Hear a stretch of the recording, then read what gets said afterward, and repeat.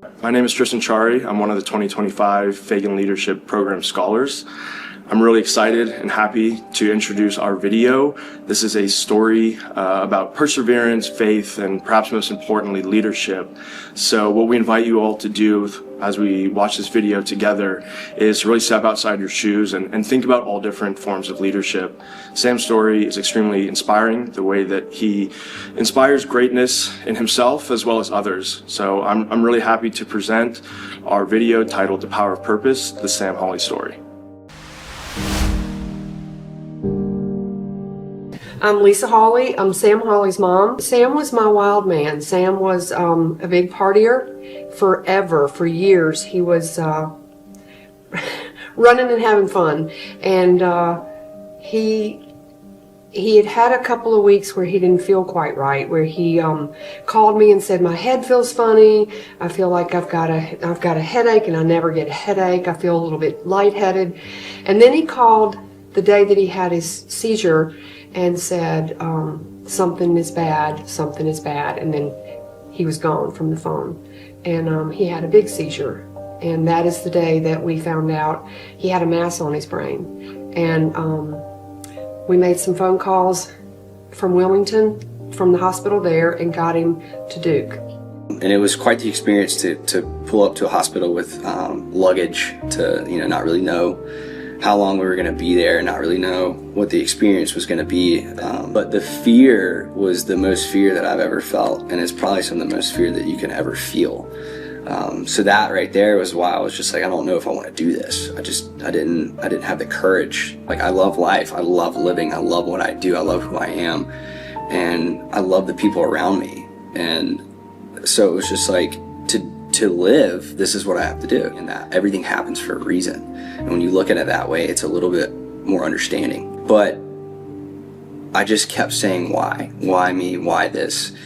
I did sit with the PA and ask him questions like, why me? Because he knows all about it, and he was there for me the whole time.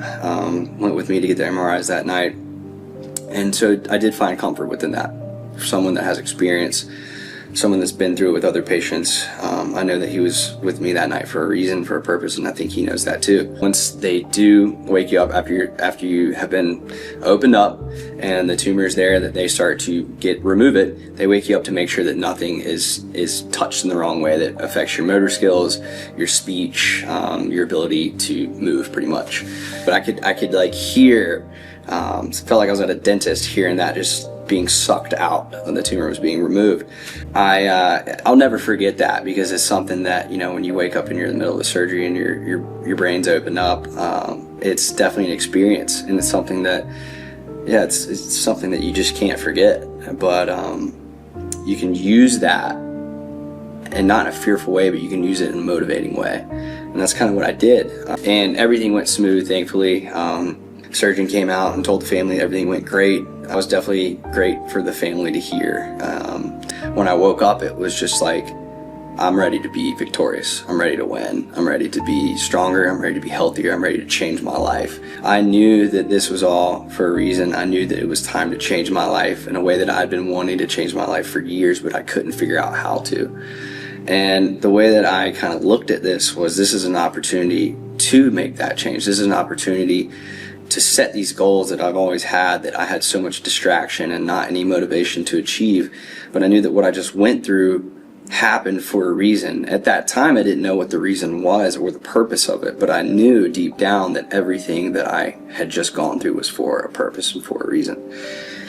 And I'll never forget seeing people in the ICU that had, tubes down their throat and their heads wrapped just like I did. And it's something that I will always hold close to my heart. And it's something that I will always pray for people that are currently in those positions. And it was just the start of my new life and the rebirth of who I was that day. We got up and they let me kind of walk the ICU floor with the PA who was with me the night before, that just helped me with so much of it.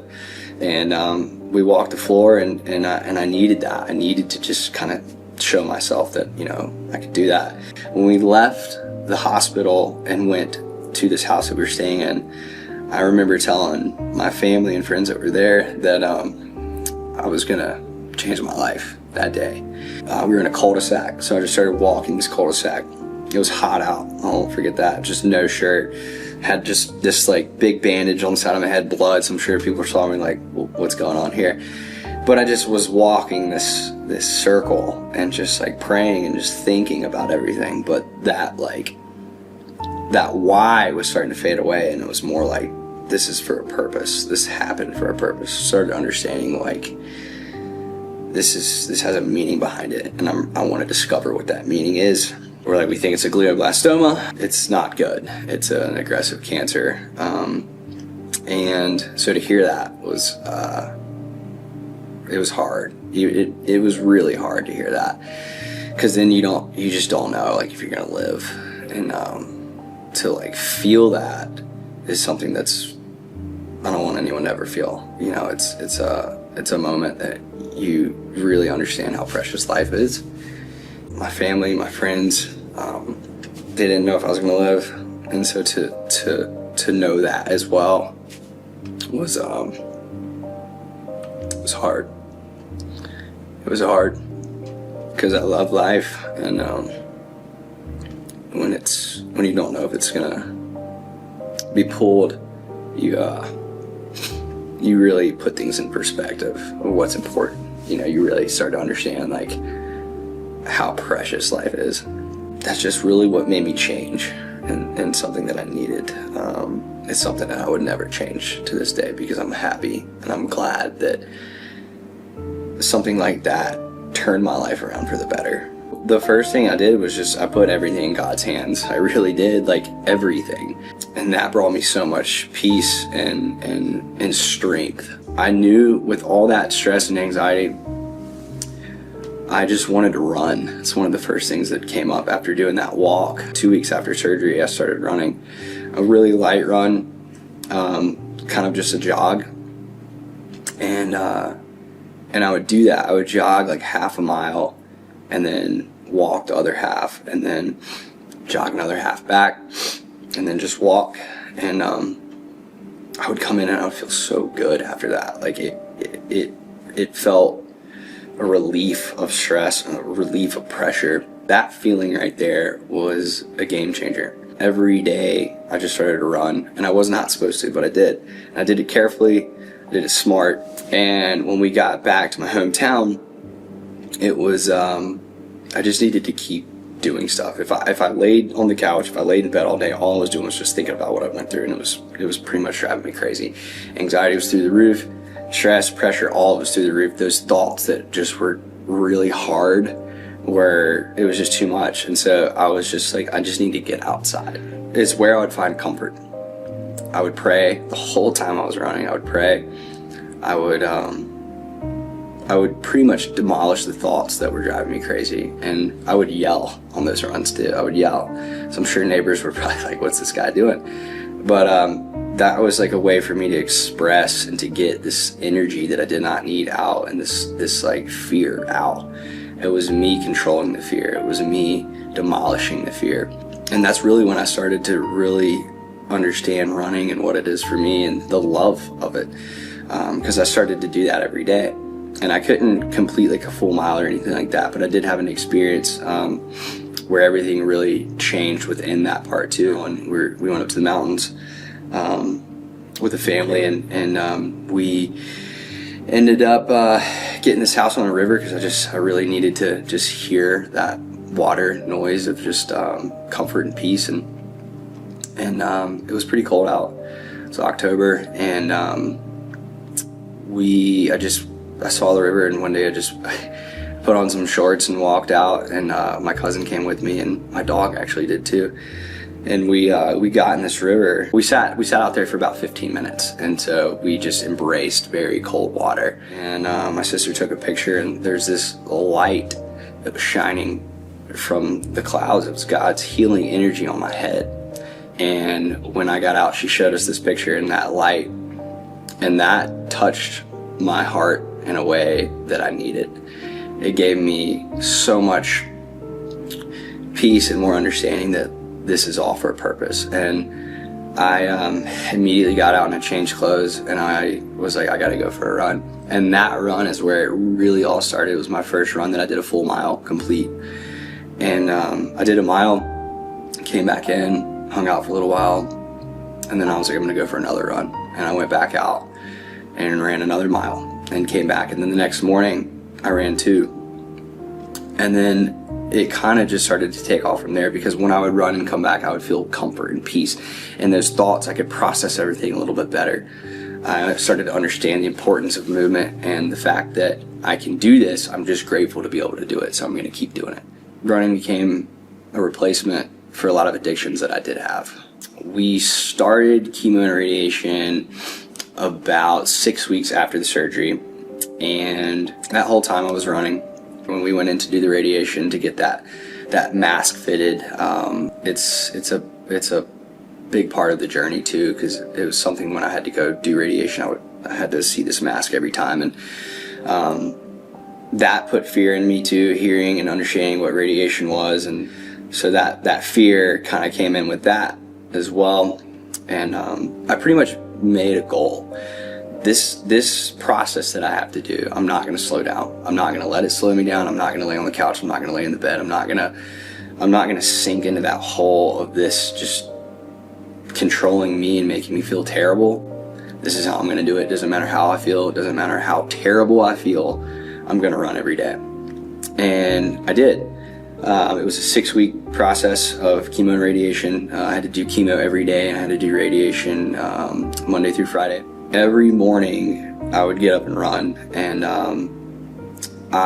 there was so many times when I would be on the couch or in my bed, and my parents would be like, please just rest today, just rest. And I was like, no, I'm not gonna do that. Like, this is what I'm gonna do, because this is what's helping me the most, and this is how I control it. And I would do that. And the days that were the hardest days were the days I would run further.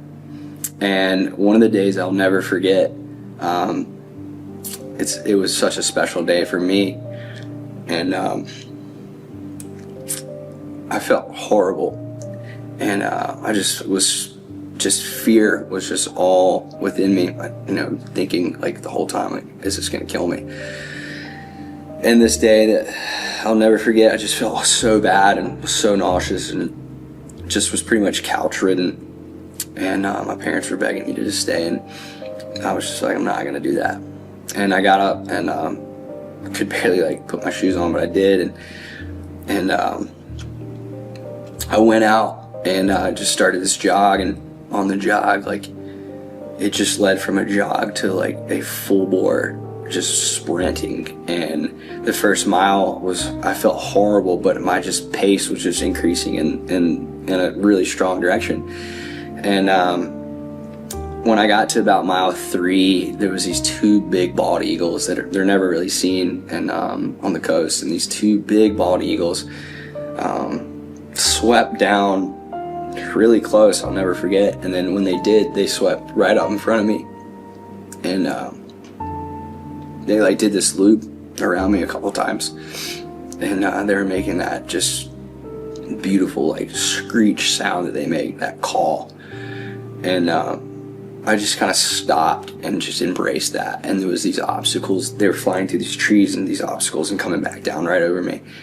And it really made me understand that life, you have obstacles. You have these things that you have to go through, around them, over them. There's ways to do it, but you have to have that mindset to do it. And God sent those eagles to me that day for a reason, for a purpose, because when you see eagles, it's in the scripture of you mount up like wings of eagles, and you grow strength and not weary, and you walk and you don't faint. And I ended up doing 5 miles that day. The medical team was amazing. Every single one of them, from the nurses to the PAs, doctors, the surgeon, all of them, they were so kind and helped me with every question that I had, and helped me with every moment that I needed someone right there to be with me. It was amazing. The PA was so there for me, and I've never experienced anything like that, because I felt so much comfort from him and understanding from him, and the questions that I needed, he gave me a great explanation. It definitely made me understand how health, it's so important. Our health is so important. stopped drinking and I stopped smoking.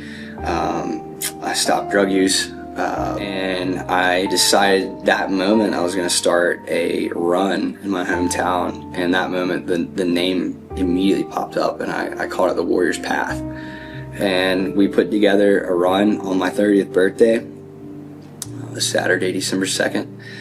And we raised $62,000 and we donated it to research for brain tumors. And so we had like 300 people at that event, and it was an amazing event. And the amount of people that came to run, came to walk, was just so purposeful, and it inspired them so much. The Warrior's Path is a charity, but we're in the process of turning it into a foundation, and it's something that I know is a part of my purpose. Living life with a purpose is it's a blessing. Going from a patient, I just started to, like I said, I just started to really, I've learned so much about health and how important it is, and just I learned how bad I was with it. Now I've changed it all. I eat healthy, I exercise daily, I put God first, and I pray, I run, I do all these things differently, and my life is so much better. It's so much better. Like, I'm glad I went through what I went through, because if I hadn't, I'd be in a pit, or I'd be in rehab, or I would be somewhere terrible or dead from overdosing. And I also started learning about Navy SEALs and how they train and what they do, and the mindset when you have to go into battle.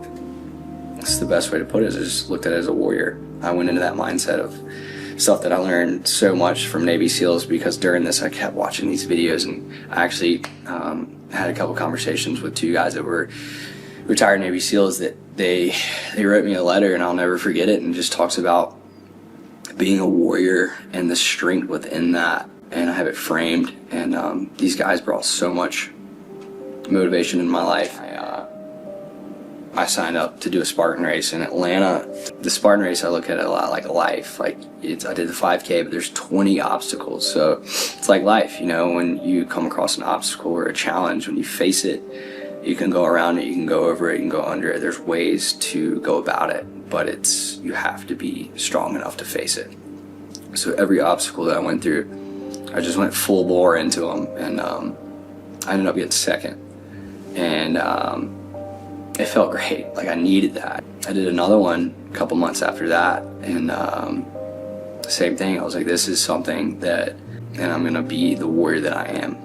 And I went out there and I did it, and I won. And I had 120 people, and I got first place in it. We got up there on the stage and everything, and you get your award. My dad told him that I was on chemo, and they were very proud to see me up there on the podium at first, and the amount of people that just stopped and were cheering, and you know, that day I provided a lot of motivation and inspiration to people. My story and how I handled it, the definition of a purpose. It's the definition of a blessing and a miracle. And I've been seeking this forever. I just couldn't get to it because I was so stuck. And I'm just grateful to bring my story and my journey in front of others to see how precious life is and how meaningful life is, and to never give up. You know, whether it's a race, or whether, you know, you're competing in something, or whether you're just trying to pass a test in school, you know, take it in and just win. Go at it with that mindset. Nothing's gonna stop me. Whatever it is, just, I can do this, I can do that, I'm going to do that. And we all face these challenges, but when we embrace them, that's where it's special. That's when you feel your true self and become the person that you were supposed to be. Those are the moments. I was scared, I was discouraged, and I was scared I was gonna die. You know, brain cancer has taught me a lot about life and about who I am and who I've become to this day. And there's a few things that I hold close to my heart. There's 3 things. Prayer, I pray to God every day from the moment I wake up, that I get to wake up, put 2 feet on the floor. Motivation, from what I saw there, from the people that are there, from what I went through. and discipline. Because when the motivation's not kicking, the discipline is what carries you through and what allows you to achieve your goals and your dreams that you're chasing. It's not about my face being like the face of this. I could be like Batman and no one know who I am, but still do this stuff to just inspire people and to motivate people. And I'm so grateful to be where I'm at now. I met the woman of my dreams, and her name's Taylor, and we are getting married, and my life has just changed for the better, and it's just how I have had this rebirth, putting God first in my life and changing everything that I do. I started another company called Elevated Fitness and Nutrition. I'm a personal trainer now and a certified nutritionist. My fiance, she's a trainer as well. We've got like we're a good team of helping people, and we're just excited to be doing this together. And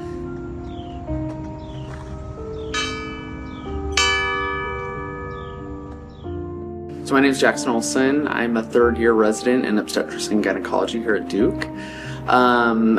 When I was thinking about my time with Sam and my time in the Feagin Leadership Program, I thought to myself, what was the big takeaway that I had? And my big takeaway is resilience. Thinking about Sam's story in the healthcare field, transitioning to be a healthcare leader, he had to show an immense amount of resilience. We've heard from really incredible speakers during the Feagin Leadership Program, and one thing that I feel like connects them all is resilience. We work in a really, really hard field that takes a lot from us and requires a lot of resilience. And I found that the leadership skills that we're taught in the Feagin Leadership Program have provided me with an avenue to be more resilient. And it's something that I will remember for a long time. Yeah, so when we were first deciding what we wanted to spend our time doing with this project, I think we all knew we wanted to do something very meaningful to us and impactful. And when we heard Senthil tell us Sam's stories, I think we all kind of immediately knew, a light went off, that we really needed to share this story for a multitude of different reasons, but really the value and the power of leadership from a whole different perspective. For me, this was an incredible experience, meeting and working with Sam, as well as the Feagin program in general. I know it has instilled lessons that I will take with me in my career going forward, both personally and professionally. My name is Olivia O'Reilly. I am an orthopedic surgery sports medicine fellow. So I'm in my 6th year of training and about to enter the world as an orthopedic surgeon, full-fledged. So I've really enjoyed this process and this program. I think what I take most from both the project as well as the Feagin Leadership Program is that leadership can come from anywhere. It can come from an opportunity. It can come from a set of circumstances that you never thought you would enter. I know Sam probably never imagined his journey and how it's turned out, but he's turned it into this, this very beautiful thing and has gone on to inspire other people. And I think that's what good leaders do. They take the opportunities given to them, whether it's born out of unfortunate circumstances or a positive circumstance, and really transform the world. And so I think that's what Feagin leaders will do as they finish this program, and hopefully I can add to that equation as well. I'm Carmen. I'm a 4th-year medical student. I'll be starting my OBGYN residency this summer. And my most cherished experience of this Feagin Leadership Program has been getting to know Sam and getting to work on his documentary with my team. He's been a transformational leader and an example of how to go through any challenge, embrace a diagnosis that otherwise would have been life-shattering, and transform not just yourself but those around you and inspire action. Sitting in the same room as Sam when he was telling his story, it really captured me. He's a living example of not having any barrier be too big for you when you have a purpose that's written on your heart. And that's why he's a transformational leader, because he's shown that he can bring willpower, his own willpower, across any barrier. He's been creative and humble, kind along the way, and really transformed himself once he found his purpose to help others through this life-changing diagnosis. What motivated us to to translate Sam's story was to be able to show who is the true leader in a healthcare team, and the leader can look in many different ways and hold many different roles. And Sam is an example of a patient leader and someone who took his diagnosis with so much grace and allowed that to transform himself into a leader and bring so many people up with him as he was fighting his diagnosis. And I think that inspires everyone around him, and that's what also makes him so special. I'm Senthil Radhakrishnan. I'm the Administrative Chief and Clinical Neurosurgical PA at the Department of Neurosurgery at Duke University Hospital, and I was fortunate to do the Feagin Leadership Program. Leadership is not always born in boardrooms. Sometimes it's born in the depth of adversity, and Sam's journey reflects leadership born in such a way. Sam's journey demonstrated critical thinking. He chose transformation over despair when he was dealt with a devastating diagnosis of brain cancer at the age of 29. His journey itself underscores the power of teamwork. He built bridges between patients, the healthcare providers, and the community. Sam's journey was a masterclass in emotional intelligence. He transformed pain into purpose. He turned his vulnerability into strength. Throughout his journey, Sam kept his word. He promised to live better, and that is a sign of integrity. He quit substances. He embraced fitness, and he even returned back to school to overcome his health illiteracy. Becoming a fitness instructor and a nutritional advisor wasn't just a career move. It was a declaration of accountability and authenticity, and that speaks volume for Sam's integrity. Well, Sam's leadership style is not about being perfect. It's about being present. As healthcare providers, Sam's journey illustrates it's not just what we do, it's why we do it and how we do it. And just like Sam, let's all lead with courage, conviction, and compassion. Sam Hawley, who's a tremendous young man. So the older you get, it's harder to make friends. Him and I hit it off right away. When I heard about what he was going through chemo and radiation, and still the perseverance and the will to get off the couch and to go run, and to be as physically active as he was, which is almost impossible for many fit people, it inspired me. It lifted, it fed my soul. And so anything I can do to help Sam further his cause is I'll make it my life's mission. Motivate yourself to motivate others, and that comes effortlessly from Sam. He's going through chemo and he's going through radiation. He had days where he didn't want to get off the couch, but he made a promise to himself. I'm going to get up and I'm going to go on this run. I'm going to get up, I'm going to do this workout. That's very inspiring. So when I feel lazy, when I feel like I shouldn't do that, I'm like, well, if Sam can, I can. So, get up and get with it, man. Get your ass moving. Sam is just he's a special guy. He's very empathetic. He thinks more about other people than himself. And the way he's handled himself has really inspired a lot of people. His optimism and his gratitude really kind of sticks out. He's always been a very grateful person, like his whole family is, and even going through a really rough surgery and chemo, he's still thinking about other people and just still wants to help other people. And through this run, I think he's bringing awareness to a good cause, and it's not making it about himself. He's really just trying to lift other people up. And reach out to Sam and talk to him. He's a great guy. This is huge, obviously, for the community. Sam's bringing a great run for a cause to an area that needs something like this. It also gives everyday people a will to do something. Sam, like many people have said, is encouraging a lot of others, and I myself was encouraged through his run and through everything he did last year to just get healthier. So he's encouraging that all over. He went through one of the hardest things that anybody could go through, so to see him still have that drive to get up in the morning and go for a run, and never stop, sun up, sun down, he was doing something. So I really looked at it as like no one else has an excuse to, not take this one chance at life seriously.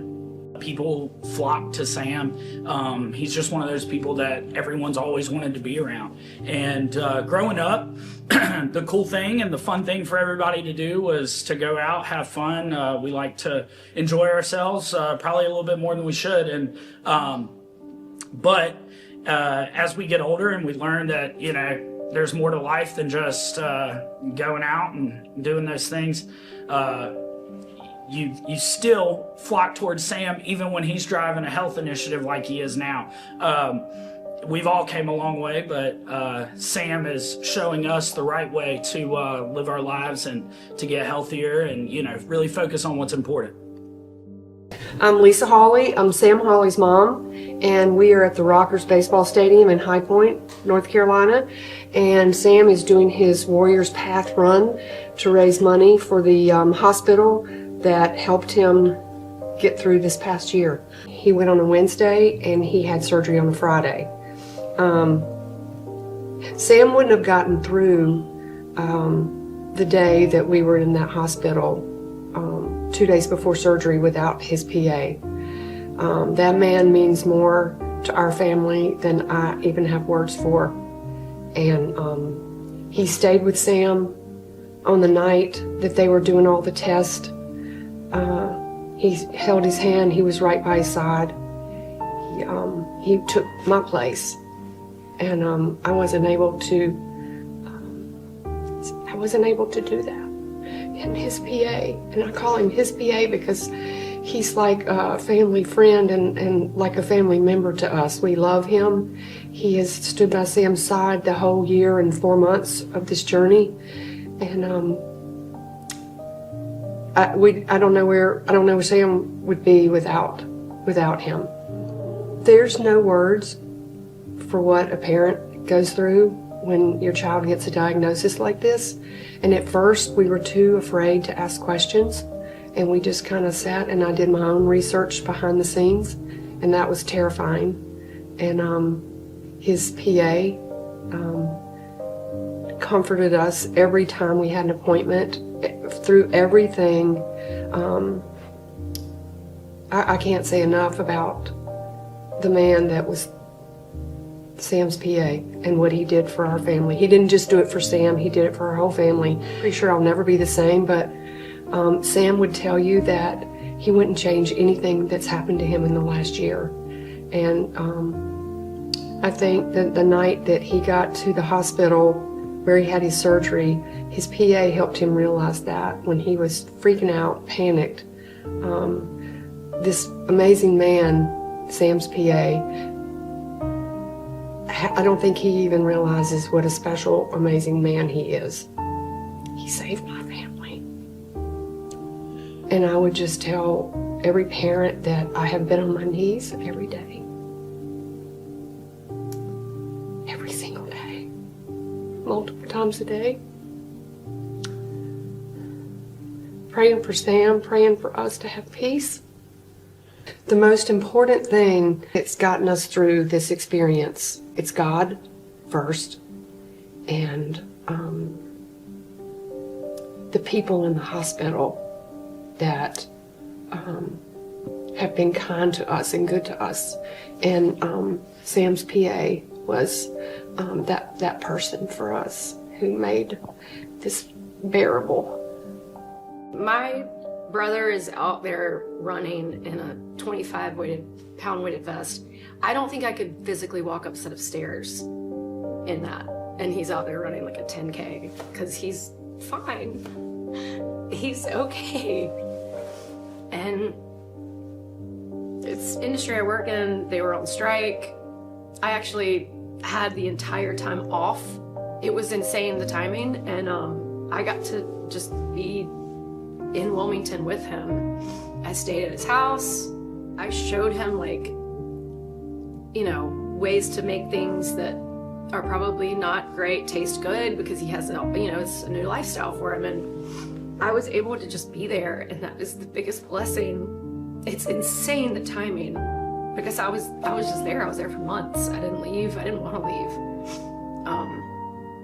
So I got to be there and watch him get up in the mornings, and I'm like slowly getting out of bed, and he's already been on like a run. after going through everything. And then, you know, he was continuing to go through this, and he just kept getting out of bed and going for runs and working out, and I'm just laying on the sofa watching, and to watch him just thrive and now do like this, it's been one of the most incredible, inspiring things that I've ever heard of. And I get to witness all of it. And like, that's my little brother. Like, I'm so proud of him. His whole attitude towards this has just been nothing but like, it's incredible. He has been nothing but like positive, and that's why he's fine. Like, that's why he's good, because his attitude, I can't even like talk about it, and he's out here raising money for this cause. Like, I mean, I can't even say the words, and he's out here conquering things. Like, it's the team behind him they're incredible. To watch anybody do this is amazing, but to watch your little brother do it is, I mean, I don't even know if I need to tell him. I don't even know if he knows how proud I am of him to be related to him. I'm like, I am so grateful to be here, to be with, like, watching all of this. I think that I'm so impressed with him. It's not even like, I don't know, physically getting to watch all of this has just been one of the coolest things. Like, it is incredible. It is incredible. I don't know what else to say. Like, this is my little brother. We've carried on. We've had a good time. And to, like, I think Jackson even said it, like, or Jay, one of them was like, he's still him. Like, he gave up, you know, all those things, and he's still like, I was like, who is this person gonna be? Who is this now? And he's Sam. I call him Tiny. He's tiny. He's still tiny, and he's still himself. Like, I was nervous at first to, like, I don't know, not just the way that he still acts. He's still goofy. He's still like, he was making jokes an hour after surgery, like crude jokes, and it was hilarious. And I was like, there's my brother. Like, there he is. It's okay. Like, this thing's coming out of his mouth. I was like, I can't tell you. I walked into that. I remember walking into that room right after surgery, and he was just laying there, and I can't tell you what it did to me. And then the things that started coming out of his mouth, it was inappropriate, and it was hilarious, and it made me feel, it took everything away, and I was like, there he is. He's fine. So he's still tiny. You know, he ended up, at one point we both lived in Wrightsville Beach. He actually lived with me for a little bit, and I was like, oh my God, what is this? And we had a good time, partying a lot, and but we were younger, and yeah, we like to have a good time. And I was like, you know, who is this? Not that that's him, not that that was just all him, but I was like, who is this version going to be? And yes, he is a healthier version of that, but he's still got that, like, funny, you know, wild side that he just now, I mean, he's the same person. He just can run a 10K in a weighted vest, where I took about 5 steps and turned around.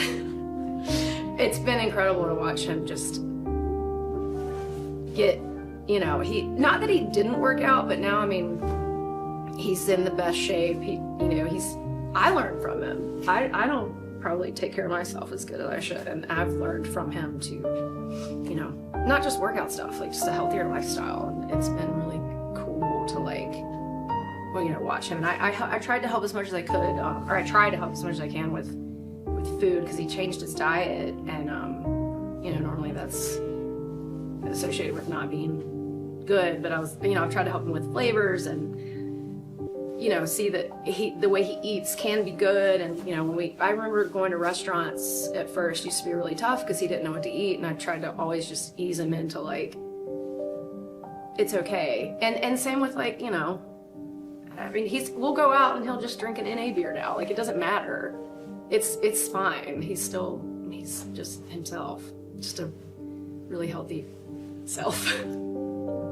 I mean, watching stuff like today, like he got a group of people together and he's out there, and first one out the gate, like such a high is see, but yes, that, but then also just seeing him like happy, like he just got engaged, like, it's such a like, it's my little brother, like, I'm so proud of him.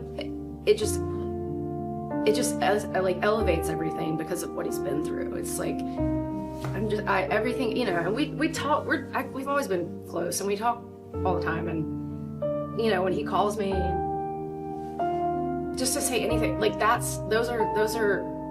everything just means like so much more. He has the most positive attitude and spirit. Like, that's why he's like, I think he's okay and he knows he's okay and he's like, I'm just gonna live it up. I'm gonna, do all the things. I mean, I think he was like snowboarding in Vermont like a couple of months after he had the surgery. I don't even know if he'd been cleared to fly yet. Like, he is incredible, and he's never lost that. And that's just look at him, like watch him. It's incredible, and I'm so proud of him. I can't stress that enough. Just watching it and learning from him, and I probably should get in a little better shape myself, but I would just watch him, listen to him. He knows what he's talking about. He's, it's incredible. He's good. Like, I put everyone I know through the ringer because of I've selfishly been, like this, and he's not. He's fine. Like, he doesn't act like that. Where I'm like going through therapists, trying to figure it out, and he's like, he's good. He just goes for a run. So it's something to learn. It's definitely something to learn from him.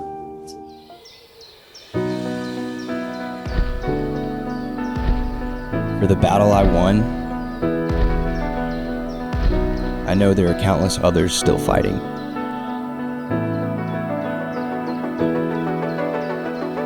This is for them. Find the warrior within.